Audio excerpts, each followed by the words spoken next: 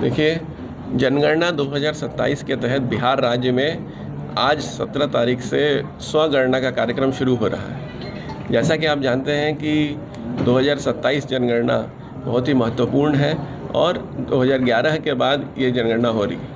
जनगणना में जो आंकड़े लिए जाते हैं वो राष्ट्र निर्माण, राष्ट्र की नीति निर्धारण में बहुत ही महत्वपूर्ण है। इस क्रम में बिहार राज्य में 17 तारीख से स्वगणना का कार्यक्रम शुरू हो रहा है।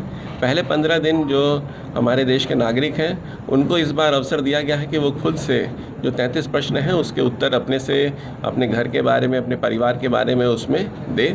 तत्पश्चात 2 तारीख से घर घर जाके जो हमारे प्रगणक और पर्यवेक्षक हैं वो सभी आंकड़े जुटाएंगे और देखेंगे कि जो स्वगणना में जो आंकड़े दिए गए हैं वो सही है या नहीं, और अगर उसमें कुछ बदलाव करने हैं तो उसमें आवश्यक बदलाव करेंगे।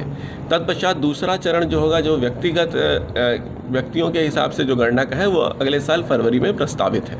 तो ये अगले 45 दिनों में हम लोग हाउस नंबरिंग या जो गृह की जो गणना है उसको करेंगे। मकान किस तरीके से हैं, उनकी आर्थिक स्थिति के संबंध में जो प्रश्न है उसको करेंगे।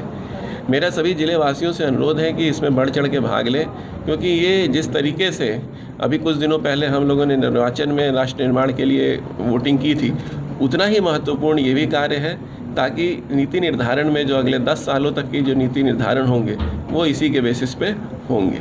सभी जितने भी वॉलंटरी ऑर्गेनाइजेशंस हैं, NGOs हैं, स्वयं सहायता समूह हैं या अन्य सामाजिक कार्यों से जुड़े हुए जितने भी लोग हैं, वो और लोगों को भी प्रेरित करें। और जिला प्रशासन भी अगले 15 दिनों तक लगातार अलग अलग जगहों पे जाके, अलग अलग संस्थाओं में जाके लोगों को प्रेरित करेगा कि वो इस बारे में जानकारी दें।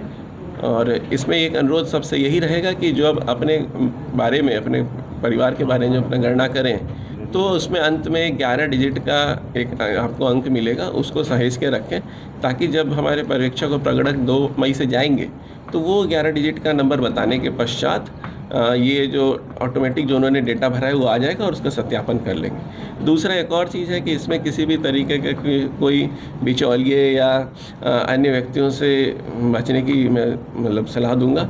ये बहुत ही आसान है, स्वयं किया जा सकता है। और इसमें जो हमारे जो प्रखंड कार्यालय हैं या अन्य सरकारी कार्यालय हैं, उनमें भी हम लोगों इसमें हेल्प डेस्क के रूप में देंगे, ताकि अगर किसी को ज़रूरत हो तो उसमें कर सकें।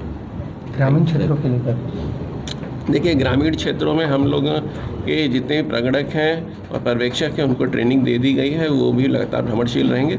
और जो हमारे पंचायत सरकार भवन हैं उनमें जितने ऑपरेटर हैं उनको भी इस मामले में दक्ष किया जा रहा है, ताकि अगर किन्हीं लोगों को उसमें भी ज़रूरत हो तो उसको कर सकते हैं। साथ ही साथ यूट्यूब और अन्य माध्यम पे भी इसके जो डेमो वीडियो हैं वो उपलब्ध हैं, उनको देखते हुए भी बहुत आसानी से ये चीज़ की जा सकती है।